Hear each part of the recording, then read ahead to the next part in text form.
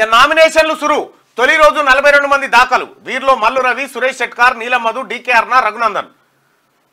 లోక్సభ ఎన్నికల నామినేషన్లు గురువారం ప్రారంభమయ్యాయి తొలి రోజు మొత్తం 42 మంది నామినేషన్లు దాఖలు చేశారు వీరిలో కాంగ్రెస్ అభ్యర్థులు మల్లు రవి సురేష్ షెట్కార్ నీలం మధు బీజేపీ క్యాండిడేట్లు డీకే అర్ణ రఘునందన్ రావు పోతుగంటి భరత్ ప్రసాద్ ఈటల్ రాజేందర్ శానంపూడి సైదిరెడ్డి ఉన్నారు నాగర్ కర్నూలు స్థానానికి కాంగ్రెస్ అభ్యర్థి మల్లు రవి నామినేషన్ దాఖలు చేశారు ఎమ్మెల్యేలు కూచుకుల రాజేష్ రెడ్డి వంశీకృష్ణ నాగర్ కర్నూలు ఇన్ఛార్జ్ హబీబు ఆ తర్వాత తన కుమారుడు సిద్ధార్థ్ తో కలిసి రిటర్నింగ్ ఆఫీసర్ ఉదయ్ కుమార్ కు మల్లు రవి నామినేషన్ పేపర్లు అందజేశారు మంచి ముహూర్తం ఉన్నందున ఒక సెట్ నామినేషన్ దాఖలు చేశానని ఈ నెల 23న మరో సెట్ వేస్తానని ఆయన చెప్పారు ఈ కార్యక్రమానికి సీఎం రేవంత్ రెడ్డి హాజరైతారని తెలిపారు జైరాబాద్ స్థానానికి కాంగ్రెస్ అభ్యర్థి సురేష్ షెట్కార్ తరఫున పార్టీ నాయకులు నామినేషన్ దాఖలు చేయడం జరిగింది సో మొత్తానికి నిన్న నామినేషన్ ప్రక్రియ స్టార్ట్ అయిపోయింది మల్లు రవి నామినేషన్ వేసిండు అలాగే నీలం మధు కూడా తన తరఫున నామినేషన్ వేయడం జరిగింది అయితే వీళ్ళంతా మొదటి సెట్ వేస్తా ఉన్నారు ముహూర్తాలు చూసుకొని ఇక మరోసారి ముఖ్య అతిథుల